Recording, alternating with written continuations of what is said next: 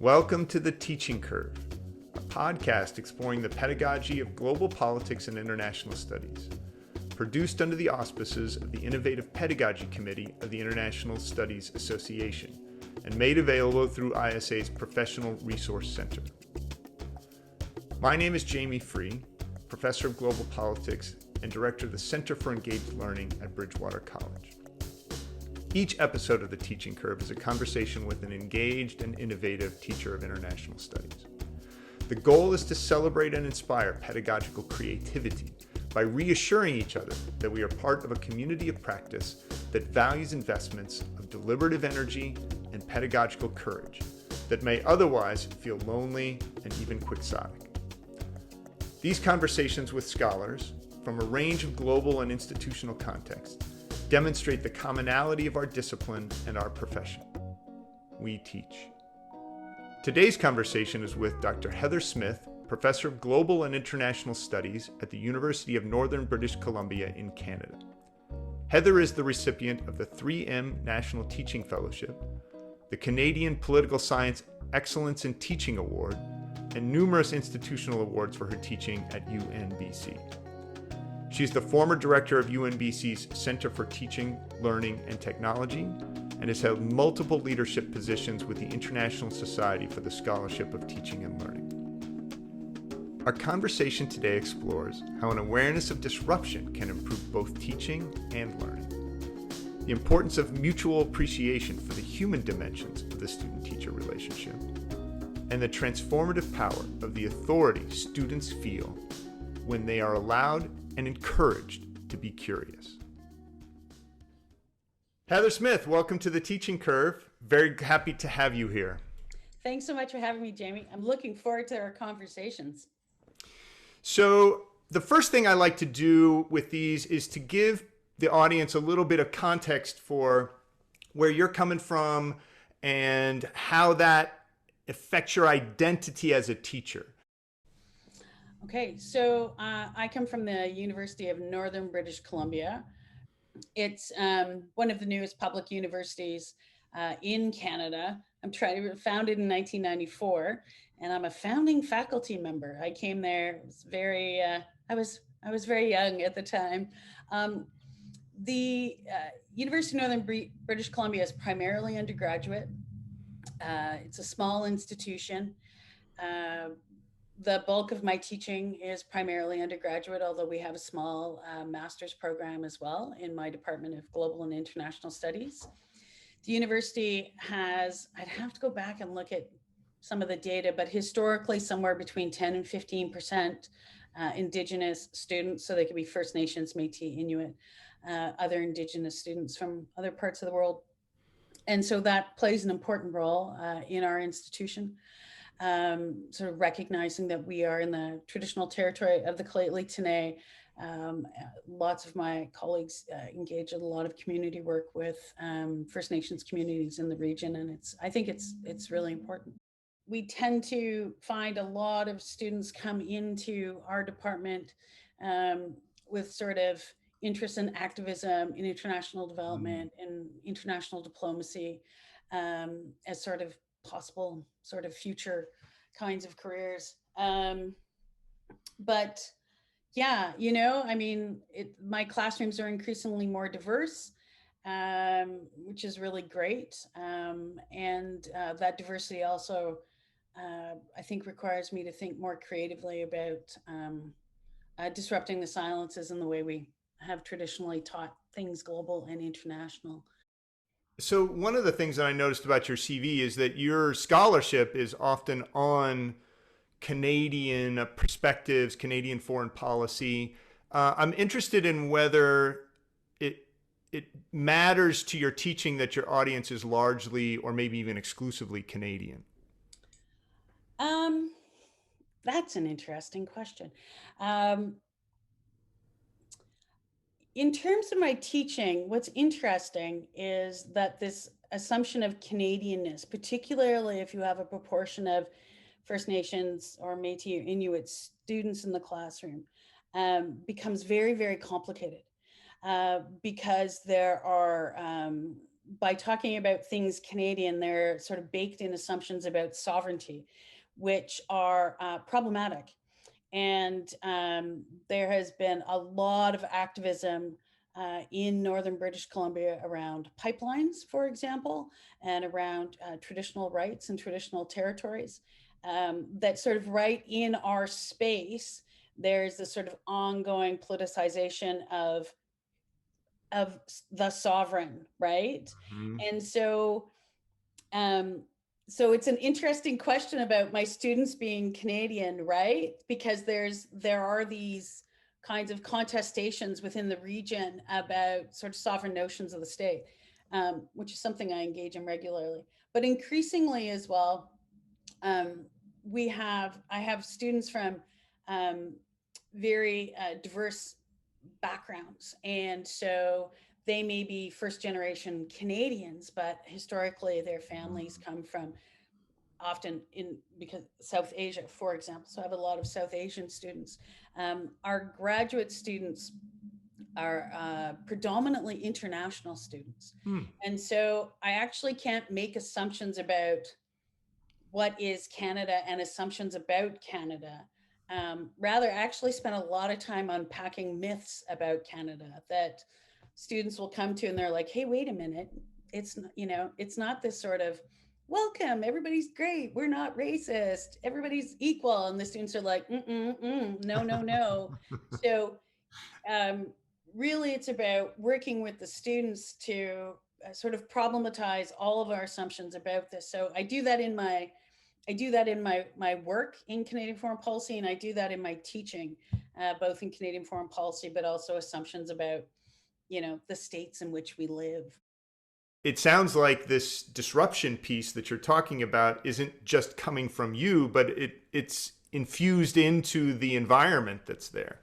100%, right? So, I mean, well, if you're paying attention, right? So it requires that you actually think about the context in which you're teaching, and the audience that you're teaching, and who's writing the texts and which Hmm. voices are included. I think it requires a particular mindset about the context in which you're working, but I also think that we have to be able to sort of go to where our students are at, and we have to provide the spaces for them in our teaching. And so when you look in a classroom and it's a diverse body of students, I think we need to try and provide those spaces to teach to that diversity. I can't assume what all of their backgrounds are. Often they'll self-declare in a variety of ways, Hmm. but to provide a variety of stories and what constitutes the global and the international. So there's access points for our students. So it's not just, Hans Morgenthau and Kenneth Waltz. Like, Right. no, right? Right. No. Well, that's great, especially once you get to the upper level when you assume that the students are feeling more confident about things to be able to bring themselves into that conversation at a certain point, to exercise kind of some ownership within the discourse that they're immersing in. Yeah. Yeah, and I think so. But the interesting thing, I've been thinking a lot about ownership, and students sort of owning their experiences, is that students still have to feel that it's okay for them to own it, right? Like, I think for a lot of our students still, um, that owning their voices or articulating their experiences um, feels risky. And I think they've learned that somewhere, right? That they've been penalized for it in some fashion.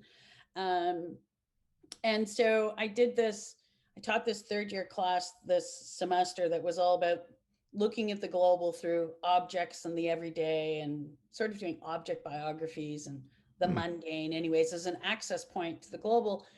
But one of the things I tell all my students is I use Cynthia Angel's idea of feminist curiosity, right? And how do we unpack things that we take as normal and obvious and in Hmm. general? And I tried to set up assignments that allowed them to sort of choose where they wanted to go about ideas they wanted to explore, and that they had to map it for me. Hmm. They had to sort of map their own progress. But I got feedback that was like, wow, this being curious thing is really amazing. Like, I didn't get penalized for sort of, looking at this or looking at that I could actually say, hey, this is interesting and I want to follow up on that. And Hmm. so there's something about the way we structure things where I think students are more than willing to take ownership, but they don't want to be penalized for the ownership.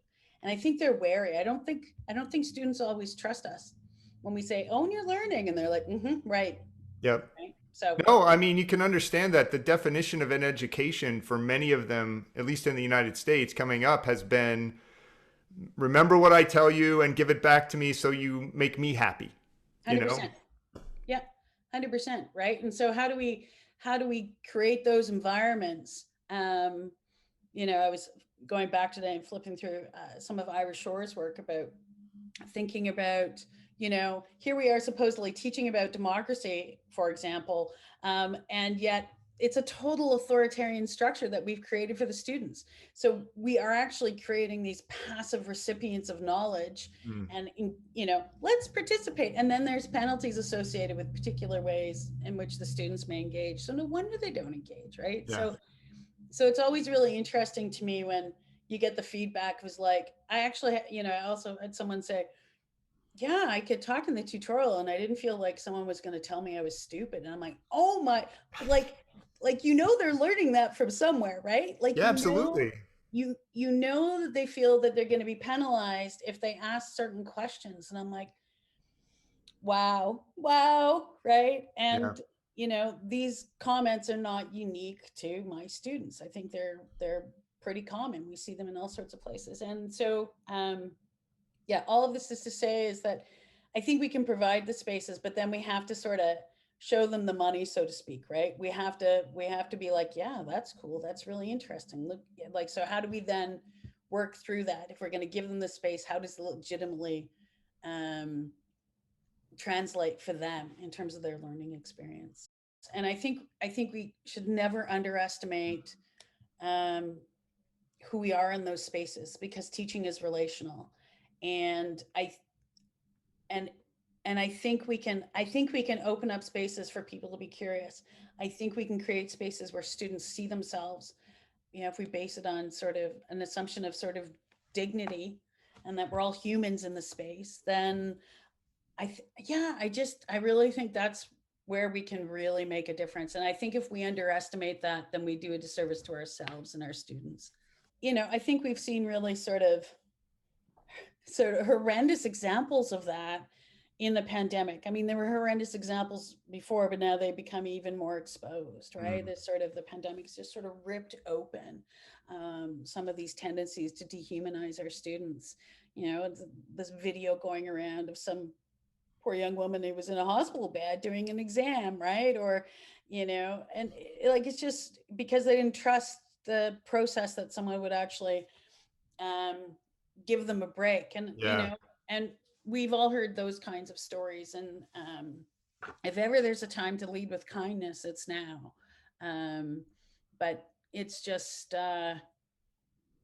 we didn't always see it. On the other hand, I also know many kind, lovely people who tried to think about, how do I deliver something with integrity? How do I mm, support my students through this process? How do we think about what it means to learn in a pandemic? So, I don't want to tell all the cranky stories, because there's some really, really powerful and profound stories as well. So, for sure, for sure. I mean, there's a reason why people are tired, and that's because they've invested themselves through the yeah. pandemic in trying to make this work in ways that were uncomfortable. So I know that one of the things you're working on, or this um, edited volume soon going to come out about teaching IR in an age of disruption. But I also know that that started before the pandemic. And so I'm interested in you talking about this term disruption, which we've already referenced, and talking about how what you mean. What's the project about? So the disruption is seen as disruption of the status quo, but status quo in terms of teaching, um, and understanding how particular assumptions of disciplining are played through the Mm, teaching. So we have, disruptions both in terms of how we teach, but what we teach, but also disruptions arising from the insights of Indigenous scholars or Indigenous students, um, disruptions of the canon by African scholars, challenging us to think about the world in different ways. So it wasn't just about disruptive world events, it became about multiple sites of disruption that are often framed as something we need to sort of mediate. But in fact, the disruption was essential to sort of transforming what we thought about as sort of who and what and how Mm. and what is the appropriate content of international relations. So, teaching, if teaching is going to be transformative, there's going to be some sticky parts in the transformation, right? If we think about our own learning, so there's one of the chapters in the disruption book is co-authored by myself and a Haida woman by the name of Yathna, who had been an employee of mine when I was director of the Center for Teaching and Learning. And it was that sort of context of thinking, I was going to do all these things around indigenization. And she's like, let me, like, who are you going to indigenize? As I'm talking to Mm-hmm. a Haida woman. And so that experience is about me sort of like, I knew I'm white and middle-aged and Scottish heritage. Of course, there's all this colonial stuff, Mm. but the way in which it's embedded in the everyday practices and in, my efforts to sort of be open and diverse, I was also sort of really being white and colonial and Yeah. engaging in all sorts of settled behavior. Um, and needless to say, of course, these are not things that we want to think about ourselves, but they're important. And they are transformative. Uh, so thinking in ways that are transformative is really hard, right? Like doing that shift is really hard and really and it is disruptive. But if we don't disrupt, I think, we're sort of stuck, right? So it's really, uh, this might be a tricky question Hmm. because what you're talking about there is work for you. Like you're working on this stuff. So, and yet you're an experienced teacher. You've won lots of awards. You're recognized. You're authorized. Do, do you um, do you feel comfortable as a teacher? Oh no. I think the moment we feel comfortable, I think we're in danger. Um, I think that I trust that I have most times, not always, still.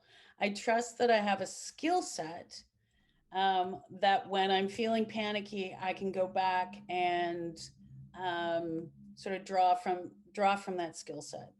Um, but no, I am not comfortable at all. I mean, there are still moments where you know, how did I not reach that student? What went on there? Like, how Mm-hmm. did that happen? I can't necessarily I can't necessarily own it all because sometimes because it'd be overwhelming. And there are moments where I'm like, oh my goodness, I don't know what went wrong. And because it matters, what perceived to be failure become something that matters even, more profoundly. And I think probably I can hang on to the failure longer than I can hang on to what perceived to be the victories. But no, I actually don't think we want to get comfortable because aren't we supposed to learn too? I mean, I think Mm. about this like we go into the classes. I remember this in the context of trying to promote some sort of innovative curriculum. And I had some colleagues who were like, nope, nope, nope, nope, nope. And um, and I'm like, we ask our students to take risks every day. So what about us? And so I think that if we get comfortable, it becomes problematic. Um, I think that we can have. I think probably I don't have to be as hard on myself as I am sometimes, Mm. but I don't want to get comfortable because then I'm going to stop actually paying attention to the feedback that I think can make changes or um, trying to figure out how to reach a student in a particular way. Mhm.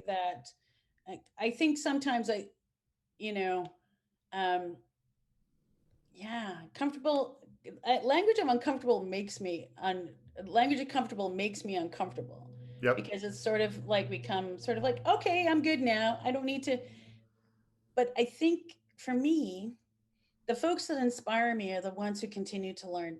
And that's what we want for our students, right? Mm-hmm. Mm-hmm. So why wouldn't we do it for ourselves? Mm-hmm. I think that the pandemic um, challenged us all in so many different ways. And again, that sort of new learning, and maybe there's something humbling in that for, teachers who are used to having done this for a long time. Um, these aren't necessarily the courses I would have taught in some ways. And there were moments, right, that I can't even remember what it was about. There was something, it was one of the tutorials where I broke down and cried because the students, we'd go do the opening, how are you doing, check in, so forth. And, you know, people were tired, and bless them, they all expressed how tired they were. They didn't fake it. Mm-hmm. And I'm so deeply appreciative of that. Mm-hmm. And I can't remember if this was the second wave I had, maybe it was the start of the second wave, and I've been locked down, and I was worried about my mom and so on and so forth. And there was just a moment where I just sort of cried. Mm-hmm. And they're like, oh no. And I'm like, it's okay. But all of this is to say is that, that's not my norm. My norm is not to cry in class. But I think again, there's that sort of, sort of being human in the space. Yeah, I don't know that I would recommend. No, I'm sure they went home and told their roommates and their families, like, Yeah. look, my professor was real, Yeah. Yeah. Yeah. Besides content, Yeah. what one thing do you hope your students take away from your class, your courses? Curiosity. I mean, like curiosity and faith in their curiosity. I think more than anything, right? Especially as you get to the upper division courses, I'm like, trust those. I don't know if the reference works for them, but trust those notes you put in the margins. And they're like, what are you talking about? I'm like, okay, in a book, trust those notes you put in the margins. Because as scholars, those are the things we've learned to pay attention to, right?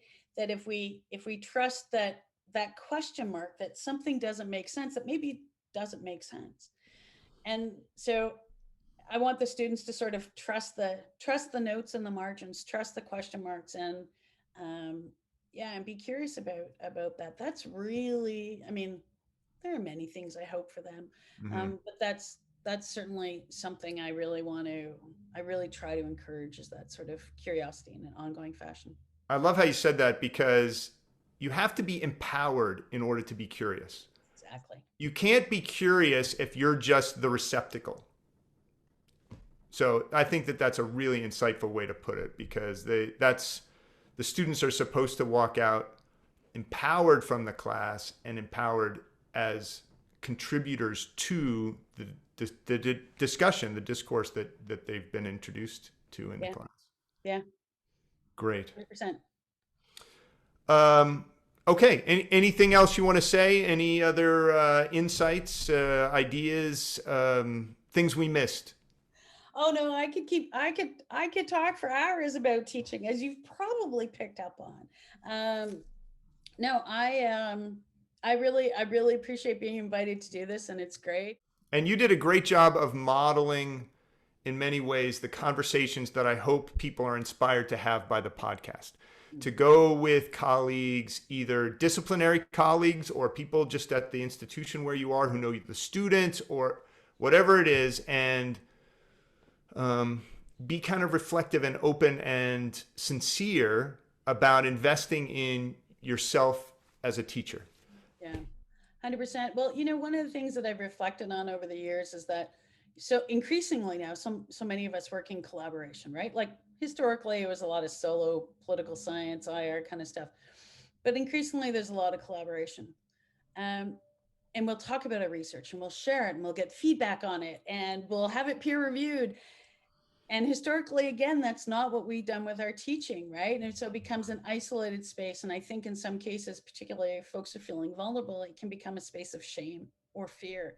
And I think we need to unpack that, right? I really think we need to unpack that and challenge that. And really, it's the community of practice and engaging in authentic conversations about teaching, where we learn from each other, right? So, yeah. Indeed. The Teaching Curve podcast is made available in the ISA Professional Resource Center under the auspices of the Innovative Pedagogy Committee. can send feedback or suggestions for future interviews to teachingcurve@isanet.org. And please follow us on Twitter @teachingcurve. Thank you for joining us, and remember, learn something every time you teach.